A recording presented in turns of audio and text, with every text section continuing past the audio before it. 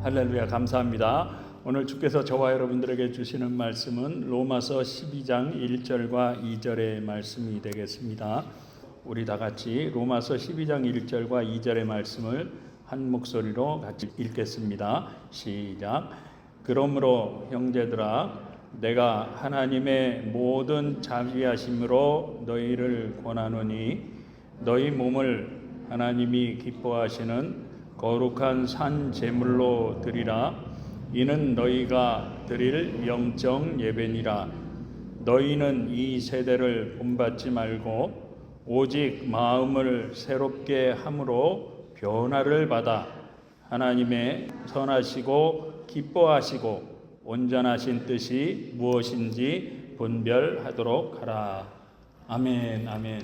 오늘도 잠시 기도하고 말씀 증거하도록 하겠습니다. 좋으신 아버지 하나님, 오늘도 우리의 예배 가운데 함께 하시고 은혜 주시니 참 감사합니다. 오늘도 부족한 종이 귀한 하나님의 말씀을 들고 이 자리에 섰습니다. 이 부족한 종은 주님 십자가 뒤에 감춰주시고 오늘도 함께 나누는 말씀 가운데 성령의 기름 부어 주셔서 우리 성도님들 잘 깨달아 알 수 있도록 도와주옵소서. 그러므로 이제부터는 이 세대를 본받는 것이 아니라 우리의 영생을 위해서 믿음으로 살아갈 수 있는 복된 성도님들 될 수 있도록 주님 도와주시옵소서. 예수님 이름으로 간절히 기도드립니다. 아멘. 사도 바울은 로마서 12장 1절을 통해서 우리 예수를 믿는 성도들은 거룩한 산 제물로 드리는 그러한 삶을 살아야 한다고 말씀을 했죠. 그래서 여러 가지로 말씀을 드렸었는데 그 이유가 무엇인가 하면 바로 오늘 본문인 로마 12장 2절을 통해서 이렇게 말씀하고 있기 때문인데, 다시 한번 보시면 너희는 이 세대를 본받지 말라고 말씀하고 있는 것처럼 이 세상을 본받지 않기 위해서 거룩한 산제물의 삶을 살아야 한다고 말씀을 했던 것이죠. 그런데 왜 그렇습니까, 여러분? 지금 이 세상을 보면 알 수가 있죠. 왜냐하면 지금의 세상이 굉장히 빠르게 발전하고 있죠. 그에 따라서 세상이 정말로 엄청나게 빠르게 변화하고 있기 때문입니다. 예를 들어보면 20년 전만 해도 동성애자들이 함부로 세상에 드러내질 않았습니다. 그죠? 그런데 요즘은 어떻습니까, 여러분? 지금 세계 곳곳에서 동성애자들이 동성애 날을 선포하고 거리를 행진하는 것은 물론이고 한국에서조차도 퀴어 축제를 연다고 매년 정부를 압박하고 있는 실정입니다. 뿐만 아니라 이제 유명한 정치인들이나 유명한 연예인들이 자기는 동성애자라고 아주 당당하게 밝히고 같이 사진도 찍는 그러한 세상으로 정말 빠르게 변화되어 가고 있는 것을 보고 있기 때문이죠. 그렇기 때문에 우리들이 정신을 차리지 않고 이 세상이 다 그렇게 변화하고 있으니까 나도 따라가면 좀 어때? 그렇게 쫓아가다가는 하나님이 기뻐하시는 거룩한 산제물의 삶을 살 수가 없기 때문인 것은 물론이고 죄악에 빠져서 넘어질 수밖에 없기 때문이라고 하는 것입니다. 그렇지 않습니까? 그렇기 때문에 오늘날 정신을 차리지 못한 많은 목사들이 또한 신부들이 동성애자들이 결혼하는 것을 주례를 봐줍니다. 그리고 그들에게 축복 기도를 해줍니다. 왜인 줄 아십니까? 세상이 다 그렇게 변해가고 있으니까. 그런데 현 세대를 살아가고 있는 저와 여러분들의 삶은 어떻습니까? 예수를 믿고는 있지만 저와 여러분도 어쩔 수 없이 이 빠르게 변화하고 있는 세상 속에서 우리는 살아갈 수밖에 없다는 사실입니다. 그러다가 보니까 이 세상의 풍조와 우리의 신앙이 서로 부딪힐 수밖에 없죠. 그러다가 보면 우리의 신앙과 실제로 살아가는 삶 속에서 우리는 갈등할 수밖에 없다고 하는 것입니다. 그리고 그러한 갈등들로 인해서 자주 시험에 빠질 수밖에 없다고 하는 것이죠.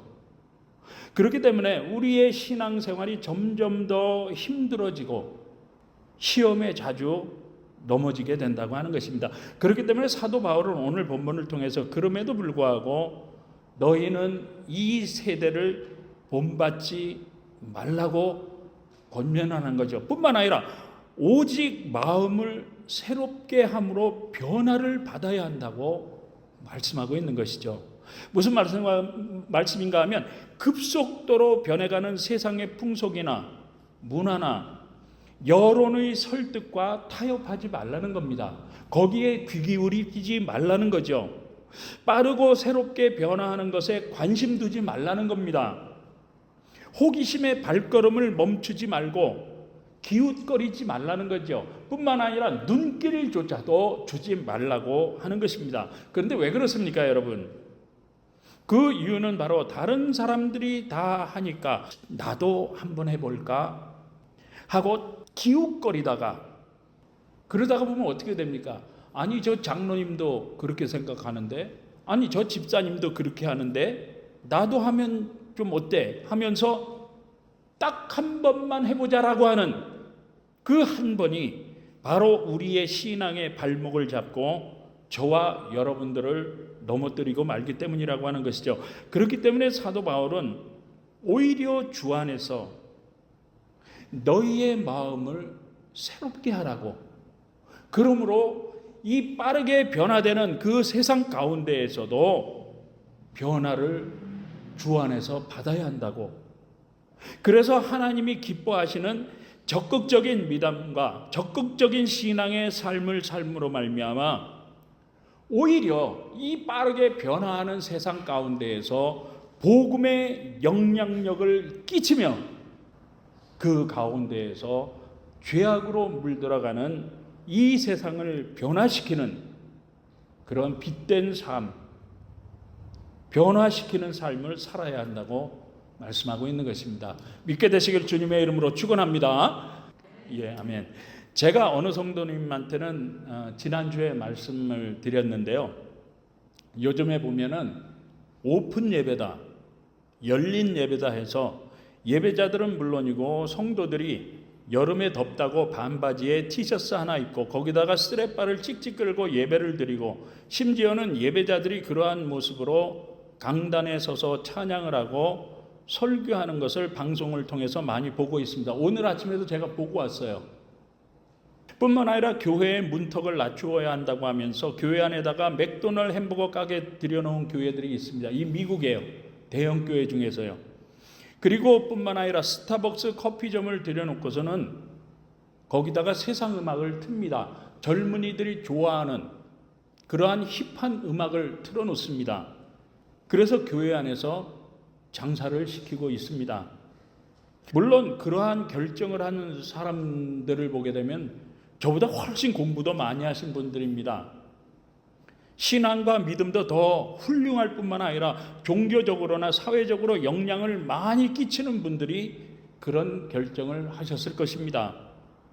왜냐하면 그런 대형 교회들을 보면 교인들이 정말로 많이 모이기 때문에 교회에서 그분들을 위해서 봉사를 하고 다 섬길 수가 없으니까 아마 그러한 결정을 했을 것입니다.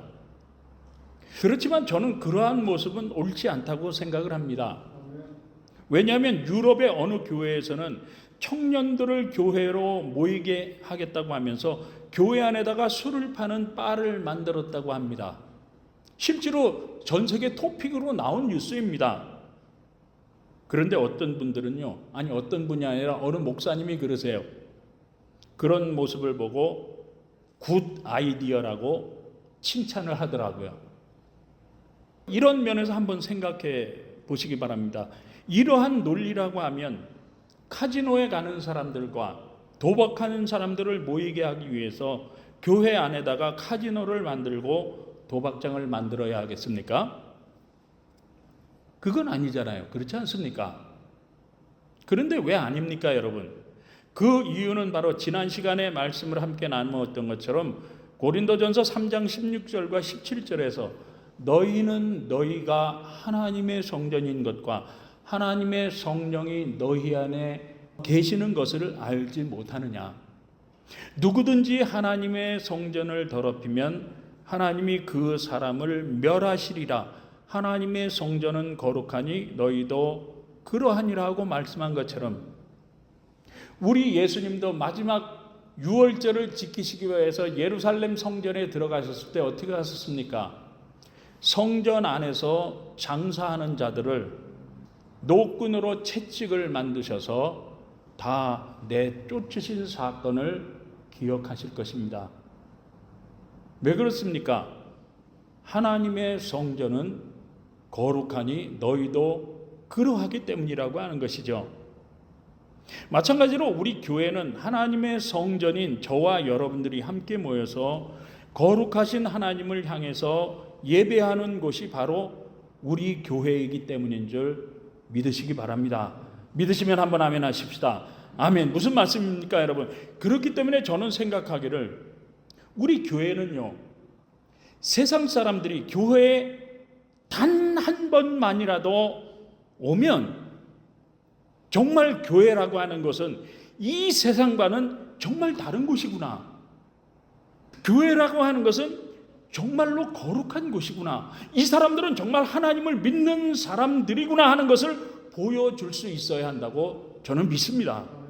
왜냐하면 교회가 이 세상과 이런 차이점이 하나도 없다고 하면 더 이상 교회에 올 사람은 없을 것이기 때문입니다. 그렇지 않습니까? 지금 말씀드린 것은 제가 실제로 경험한 이야기입니다. 제가 잘 아는 어떤 분이 미국 교회를 나가서요. 한국 교회는 나갈 교회가 없답니다.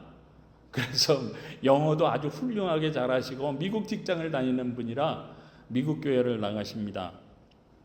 그런데 어느 날 만나서 같이 식사할 기회가 있어서 식사하면서 대화를 하는데 자기는 청바지에 티셔츠를 입고 교회를 간답니다. 그런데 그것이 정말로 자유스럽고 편하답니다. 물론 좋겠지요. 그래서 예배가 끝나면 곧장 놀러 갈 수도 있고 복장이 편하니까 더운 날 예배를 드리는 것도 시원하고 좋답니다. 그러니까 그 교회 목사님도 청바지에 티셔츠를 입고 설교를 하시고요. 여름에는 아예 반바지에 티셔츠만 입고 설교를 하시기도 한답니다. 왜냐하면 하나님은 우리의 외모를 보시는 분이 아니라 우리의 중심을 보시는 분이기 때문이라고 하는 것이죠. 물론 틀린 말씀은 아닙니다. 왜냐하면 사무엘상 16장 7절 말씀을 보시면 여호와께서 사무엘에게 이르시되 그의 용모와 키를 보지 말라. 내가 이미 그를 버렸노라. 내가 보는 것은 사람과 같이 아니하니 사람은 외모를 보거니와 나 여호와는 중심을 보느니라 하시더라 하고 말씀한 것처럼 우리가 믿는 하나님은 분명히 우리의 외모를 보지 아니하시고 중심을 보시는 줄 믿으시기 바랍니다. 그런데요, 제가 클라카마스 타운센터에 좀 볼 일이 있어서 갔다가 아주 멋지고 깔끔하게 정장을 차려 입으신 아까 말씀드렸던 분을 만난 겁니다. 그래서 집사님, 아니 웬일로 이렇게 멋진 정장을 차려 입으셨습니까? 하고 물었습니다. 그랬더니 그러세요.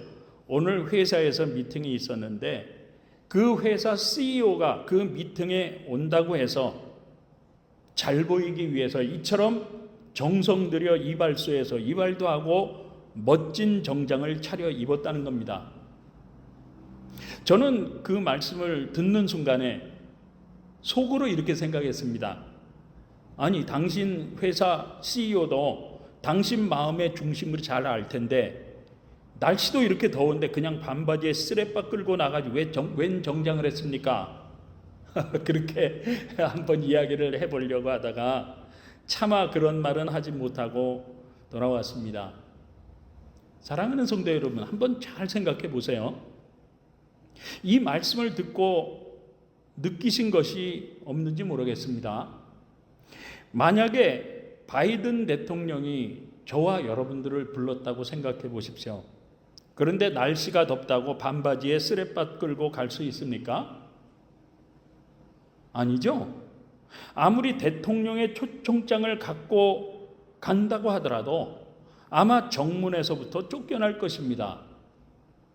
왜냐하면 전에 오바마 대통령 때 거기 초청을 받아서 그 백악관에 갔던 어느 한국분의 이야기를 제가 글로 본 적이 있습니다. 오바마 대통령을 그 당시에 만나는데 복장의 지침을 정해준답니다. 반드시 정장을 해야 되고 넥타이를 매고 드레스 슈즈를 신어야 한다고 복장의 지침을 정해준다고 그래요. 그런데 덥다고 미국은 자유주의 나라니까 반바지에 티셔츠 입고 쓸바 끌고 대통령 만나러 가면 만나줄까요? 절대로 아닐 것입니다. 아무리 대통령의 초도장을 갖고 간다고 하더라도 아마 정문에서 분명히 쫓겨날 것입니다. 그런데 우리가 믿고 있는 하나님은 어떠한 분이십니까, 여러분? 만왕의 왕이시죠. 왕 중에 왕이신 줄 믿습니다. 그런데 어떻게 그렇습니까, 여러분? 바로 우리가 믿는 하나님은요, 홍수로 이 세상을 다 쓸어버셨던 창조의 하나님이십니다. 소돔과 고모라를 불로 멸망시켜 버리신 심판의 하나님이시고요, 아수르 군대 18만 5천 명을 단 하룻밤 사이에 다 죽여버리신 우리 생명의 주관자가 바로 지금 저와 여러분들이 믿고 있는 하나님이신 줄 믿게 되시길 주님의 이름으로 축원합니다, 여러분. 그런데 그렇게 크지도 않은 회사 회장이 미팅에 나온다니까 그 앞에서는 잘 보이려고 온갖 정성을 다해서 꾸미면서 이 우주 만물을 주관하고 계시고 통치하시는 전능자 하나님 앞에 나오는데 반바지에 쓰레빠가 이체에 맞느냐 하는 것이죠. 그렇지 않습니까? 뿐만 아니라 채널 박스 12 우연히 낮에 TV를 켜서 보는데 TV 법정이 열렸더라고요. 그런데 그 법정에 나온 사람들을 자세히 보니까 흑인이든 백인이든 다 정장을 하고 나왔더라고요. 무슨 말씀입니까? 법정에 판사 앞에만 불려나가도 정장을 하고 나가던데 우리 인생의 영원한 심판자이신 하나님 앞에 나오는데 그렇게 자기 편안한 대로 아무렇지 않게 나올 수 있느냐 하는 것이죠. 그렇지 않습니까? 물론 새벽 기도회와 수요 찬양 예배 때에는 일을 하러 가기도 하고 일을 끝나고 와야 하니까 괜찮습니다. 그렇지만 하나님을 예배하는 주일날만큼은 저와 여러분들이 가지고 있는 최선의 것을 드려야 하는 줄 믿으시기 바랍니다. 뿐만 아니라 우리의 삶도 마찬가지입니다. 우리들이 볼 때에는 세상의 풍조를 쫓아가는 사람들이 잘 되는 것 같습니다. 세상을 따라서 적당히 불법을 저지르며 살아가는 사람들이 더 잘 되고 잘 사는 것 같습니다. 그렇지 않습니까? 그런데 그런 반면에 하나님을 믿는 신앙을 가지고 정직하게 선하게 살아가는 사람들은 오히려 어떻습니까? 어리석어 보입니다. 시대에 뒤처지고 촌스럽다고 느껴질 때도 있죠. 그렇지만 그럼에도 불구하고 이 세상을 쫓지 않고 하나님의 말씀대로 거룩하게 살아가는 삶에 영원한 생명과 풍성한 하나님의 축복이 있는 줄 믿게 되시길 주님의 이름으로 축원합니다. 여러분, 다시 말씀드려서 이 세상을 쫓아서 얻는 것보다 하나님이 주시는 것이 1000배, 10,000배 더 풍성한 축복인 줄 믿게 되시길 주님의 이름으로 다시 한번 축원합니다. 여러분, 그런데 어떻게 그렇습니까? 그 이유를 성경에서 찾아보면 잘 알 수 있습니다. 창세기 12장을 보게 되면 하나님이 아브라함의 이전에 아브라함을 부르시죠. 그러자 아브라함은 하나님을 믿는 믿음을 가지고 자기가 살던 본토 친척과 아버지가 있는 고향을 떠나갑니다. 그러자 그때 삼촌 나도 같이 갈래요 하고 조카 롯도 따라 나섭니다. 왜 그렇습니까? 롯은 비록 하나님의 음성을 듣지는 못했지만 아브라함이 믿고 섬기는 그 신앙을 통해서 살아 역사하시는 하나님에 대한 믿음을 갖게 되었다고 하는 것입니다. 그리고 이것저것을 하나님이 말씀하신 대로 떠돌아다니다가 애굽 왕의 오해로 말미암아 아브라함의 아내가 애굽 왕의 처소에 들어가게 되는 사건이 있었죠. 그렇지만 하나님의 은혜로 오히려 애굽 왕으로부터 많은 재물을 가지고 나오게 되었습니다. 그렇게 되니까 창세기 13장 6절에서 그 땅이 그들이 동거하기에 넉넉하지 못하였으니 이는 그들의 소유가 많아서 동거할 수 없음이었더라 하고 기록하고 있는 것처럼, 목축업을 하고 있던 그들에게 원래 가지고 있던 짐승들도 많았는데 애굽 왕으로부터 받은 그 짐승들의 숫자를 더하니까 너무나 많아지자 서로 함께 할 수가 없어서 서로 갈라져야 할 시점이 온 겁니다. 그러니까 아브라함이 롯을 데리고 높은 산으로 올라가죠. 그리고 조카 롯아, 동서남북을 바라보라. 네가 동쪽을 택하면 나는 반대인 서쪽으로 가겠다. 네가 만약에 남쪽을 택하면 나는 정반대 북쪽으로 갈 테니까 네가 먼저 갈 곳을 정하라고 합니다. 그리고 창세기 13장 10절에 보게 되면 이에 롯이 눈을 들어 요단 지역을 바라본즉 소알까지 온 땅에 물이 넉넉하니 여호와께서 소돔과 고모라를 멸하시기 전이었으므로 여호와의 동산 같고 애굽 땅과 같았더라 하고 기록하고 있는 것처럼, 소돔과 고모라고 있는 것을 바라보니까 요즘 말로 라스베가스와 같이 아주 화려하고도 풍성하게 보이는 그러한 도시를 발견하게 된 겁니다. 그러니까 그곳에만 가면 다 잘 될 것만 같은 겁니다. 재산을 모으는 것은 물론이고 문화적으로도 아이들 교육도 전부 다 잘 될 것 같아서 나는 저곳을 택하겠습니다 하고 이제 그곳으로 가죠. 그런데 창세기 13장 12절 말씀을 보시면 아브라함은 가나안 땅에 거주하였고 롯은 그 지역의 도시들에 머무르며 그 장막을 옮겨 소돔까지 이르렀다 하고 기록하고 있는데, 이 말씀을 이해 돕기 위해서 NIV 성경을 지금 적어놨는데 원래는 킹 제임스 버전을 적거든요. 영어 성경은. 거기에 보시면 He stands near Sodom. 무슨 뜻이겠습니까, 여러분? 소돔 근처라는 뜻입니다. near Sodom이라고 하는 것은 소돔 가까이라는 뜻도 되겠죠. 무슨 말씀인가 하면 그렇게 소돔과 고모라가 좋아 보여서 갔습니다. 그런데 곧장 소돔과 고모라 성으로 들어간 것이 아니라 근처까지만 간 거죠. 그런데 생각해 보십시오. 소돔과 고모라가 그렇게 좋아 보여서 갔다면 그냥 곧장 소돔과 고모라로 들어갈 것이지 왜 그 근처까지만 가서 간을 보고 있느냐는 것이죠. 왜 그랬을까요, 여러분? 그 이유는 바로 롯은요, 하나님의 음성만 듣고 떠나는 아브라함을 따라 나왔을 정도로 이 롯도 하나님을 믿는 신앙인이었기 때문이라고 하는 것입니다. 무슨 말씀인가 하면 저 소돔과 고모라라고 하는 저 세상을 바라보니까 좋기는 너무나도 좋아 보이는 겁니다.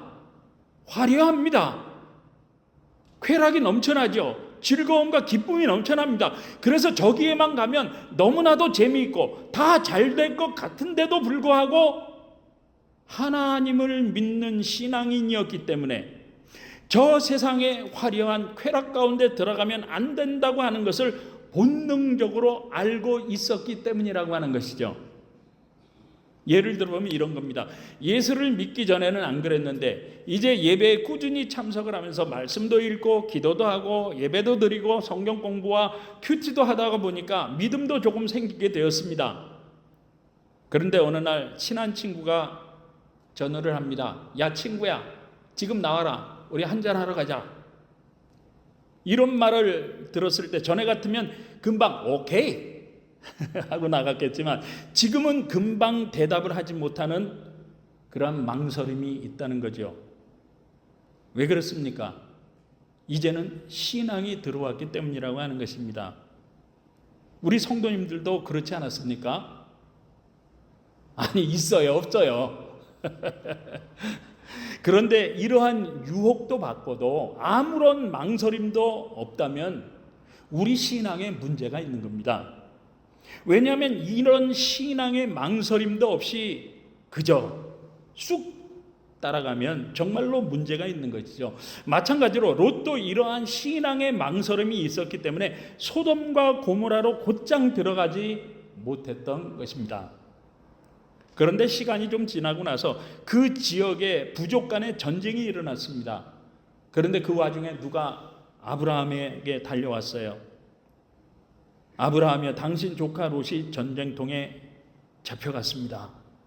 알려줍니다. 그리고 그 장면을 창세기 14장 2절이 이렇게 증거하고 있는데 보시면, 소돔에 거주하는 아브라함의 조카 롯도 사로잡고 그 재물까지 노략하여 갔더라. 무슨 말씀입니까, 여러분?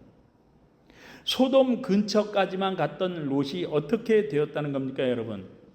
지금 밑에 있는 건 제임스 버전인데, 킹 제임스 버전인데, 이거 영어 성경을 보시면 in Sodom, 그죠? near 소돔에서 in 소돔으로 바뀌었다는 사실입니다. 자, 이 말씀을 가지고 한번 생각해 보시기 바랍니다. 롯이 처음에는 소돔에 들어가지 못하고 근처에 가까이만 가 있었습니다. 그죠?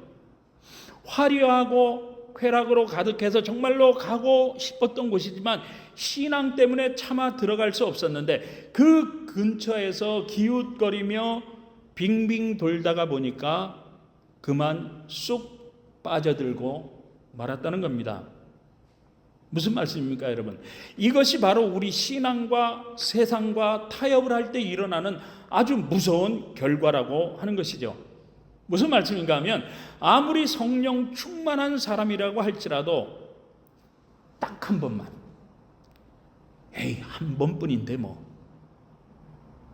지난번에 제가 말씀드렸던 분처럼 딱 한 번 구경하는 건데 뭐 하면서 세상의 쾌락과 일단 타협을 하게 되면은요, 그 신앙이 무너지는 건 한순간이라고 하는 것입니다. 요즘 뉴스를 통해서 정말 떠들썩하게 전해졌던 안 좋은 소식들이 있죠. 한국의 어느 교단의 총회장, 이 미국에서도 아주 영향력이 있는 설교자, 또 대형교회 목사, 이 미국은 물론이고 한국에서도 정말 아주 기라성같이 유명한 목사와 영적인 리더들이 돈과 여자 때문에 하루아침에 정말 허무하게 무너져서 나락으로 떨어진 사건들을 아마 뉴스를 통해서 다 알고 계실 것입니다. 그런데 왜 이처럼 성령 충만하고 유명한 설교자들, 유명한 목사님들이 이처럼 한순간에 나락으로 떨어져 버렸던 것이겠습니까, 여러분? 딱 한 번만, 아이고 한 번쯤인데 뭐, 세상을 기웃거리다가 한순간에 망했다고 하는 것이죠. 그렇기 때문에 교회에서는 저와 여러분들을 그런 곳에 가지 못하도록 자꾸만 말씀으로 묶어두는 겁니다. 그리고 딴 생각하지 못하게 자꾸만 말씀을 통해서 새벽 기도도 나와서 기도하라고 그러고, 수요 찬양 예배도 나오라고 그러고, 큐티도 하라고 그러고, 자꾸만 주님 앞에 나오라고 말씀드리고 있는 것이죠. 왜냐하면 저와 여러분들이 세상에 눈을 돌리지 않고 주님과 가까이 있어야 그나마 우리의 믿음과 신앙을 지킬 수가 있기 때문이라고 하는 것입니다.